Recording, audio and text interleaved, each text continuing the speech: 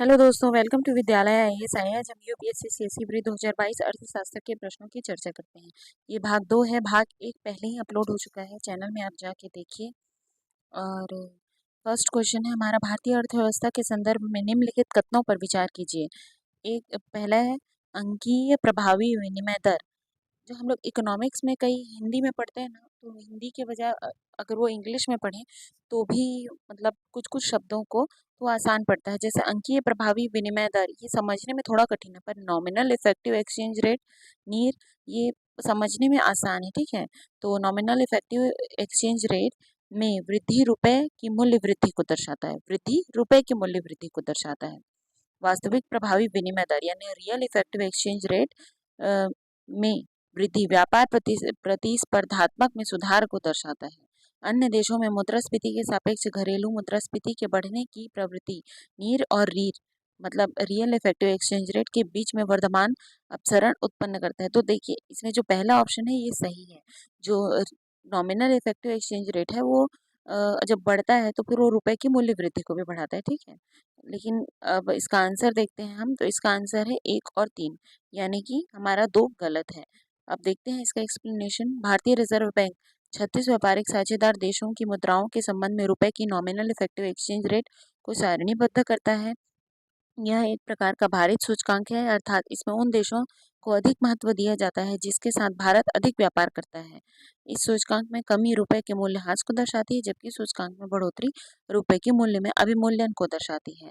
RBI द्वारा नीर के अनुसार बीते कुछ समय में रुपया नवंबर 2018 के पश्चात से अपने सबसे निचले स्तर में पहुंच गया।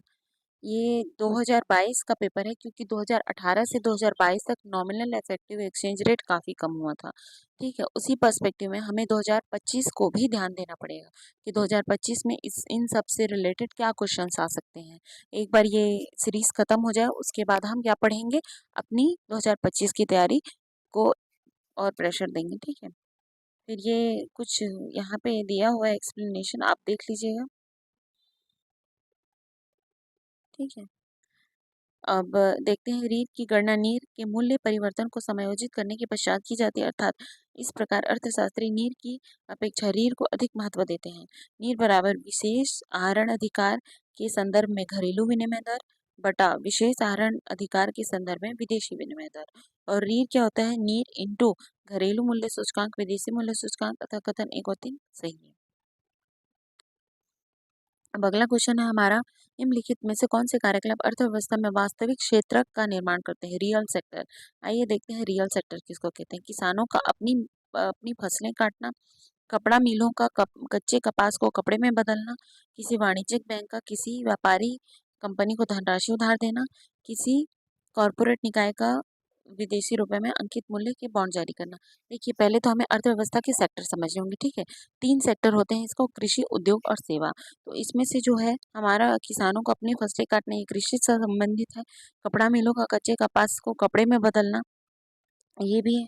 ठीक है, तो हमारा यहाँ आंसर हो जाएगा 1, क्योंकि रियल सेक्टर में किसी व्यापारिक कंपनी को उधार देना, ये सब उतना सही नहीं लग रहा है। ठीक है, देखते हैं, अर्थव्यवस्था के वास्तविक क्षेत्र का निर्माण किसानों द्वारा अपनी फसलें काटने और कपड़ा मिलों द्वारा कच्चे कपास को कपड़े में बदलने जैसे कार्यकलाप करते हैं। अर्थव्यवस्था के वास्तविक क्षेत्र से जुड़ी कुछ बातें। वास्तविक क्षेत्र आर्थिक विकास के लिए जरूरी होता है। इसमें वे सभी गतिविधियां शामिल होती हैं जिनमें सीधे तौर पर वस्तुओं और सेवाओं का उत्पादन होता है।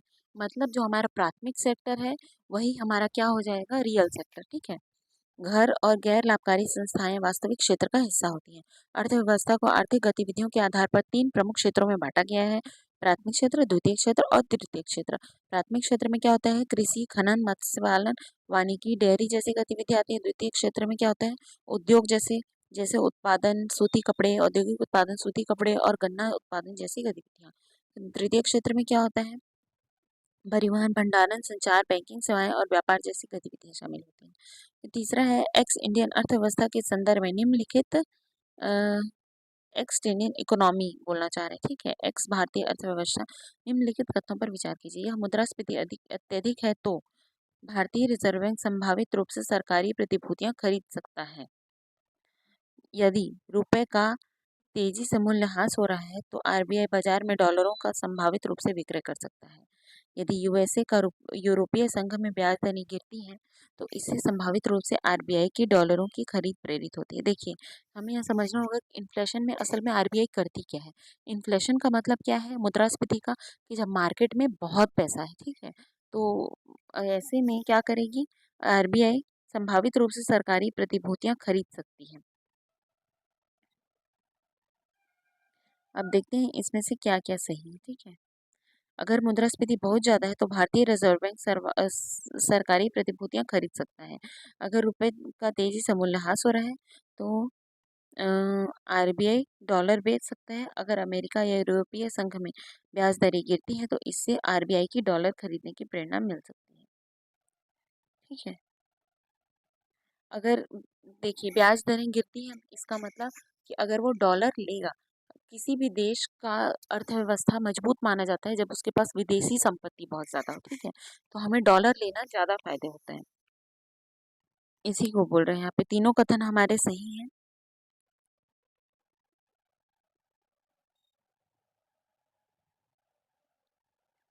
ठीक है, अब देखते हैं मुद्रास्फीति से कुछ जुड़ी हुई बातें। मुद्रास्फीति का मतलब है अर्थव्यवस्था में वस्तुओं और सेवाओं की कीमतों में सामान्य वृद्धि।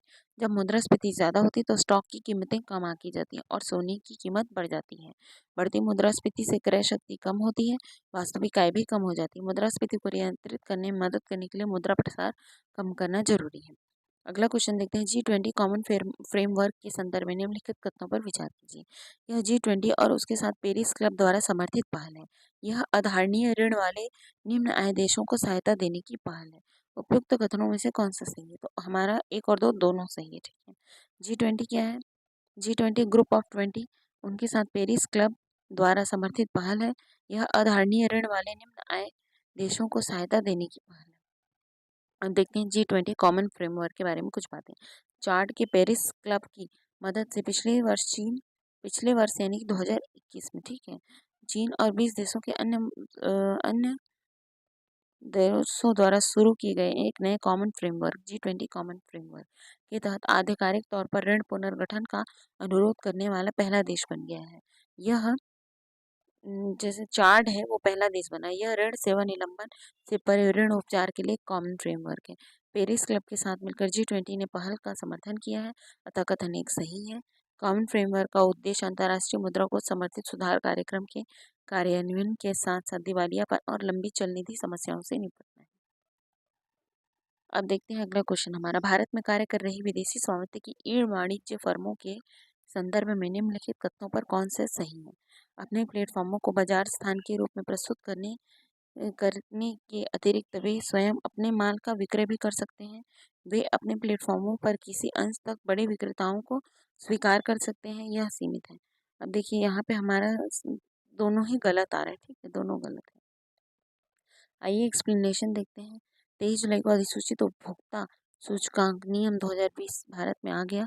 विदेशों में खुदरा विक्रेताओं द्वारा भारत में उपभोक्ताओं को डिजिटल या इलेक्ट्रॉनिक नेटवर्क पर बेचे जाने वाले वस्तुओं या सेवाओं से जुड़े सभी वाणिज्यिक लेन देन को नियंत्रित करता है। ई वाणिज्य नियम वर्तमान में दो ई वाणिज्य व्यवसाय मॉडल अर्थात बाजार मॉडल और इन्वेंट्री आधारित मॉडल को मान्यता दे देते हैं। ई वाणिज्य संस्थाओं को विनियमित करते समय नियमों में बाजार और इन्वेंट्री आधारित संस्थाओं के लिए और बाजार ई वाणिज्य इकाई द्वारा संचालित प्लेटफॉर्म पर बेचने वाले विक्रेताओं के लिए अलग अलग निर्दिष्ट प्रावधान है। नियमों ने ऑनलाइन बाजार को अपनी स्वयं की इन्वेंट्री रखने या अपने प्लेटफॉर्म पर वस्तुओं की कीमत को प्रभावित करने से रोक दिए हैं।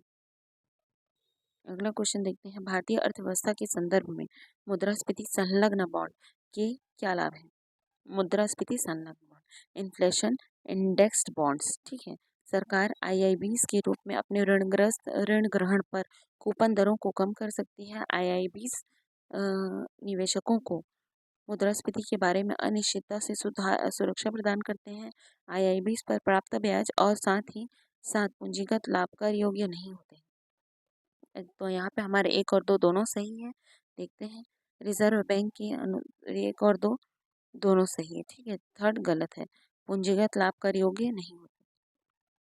1997 में जारी सीआईबी ने केवल मूलधन को मुद्रास्फीति संरक्षण प्रदान किया, न कि ब्याज भुगतान को, जबकि आईआईबी के नए उत्पादन मूलधन और ब्याज मुद्रा भुगतान दोनों को मुद्रास्फीति सुरक्षा प्रदान करेंगे। मुद्रास्फीति के खिलाफ समायोजित मूलधन पर निश्चित कूपन दर का भुगतान करके ब्याज दर को मुद्रास्फीति से सुरक्षा प्रदान की जाएगी।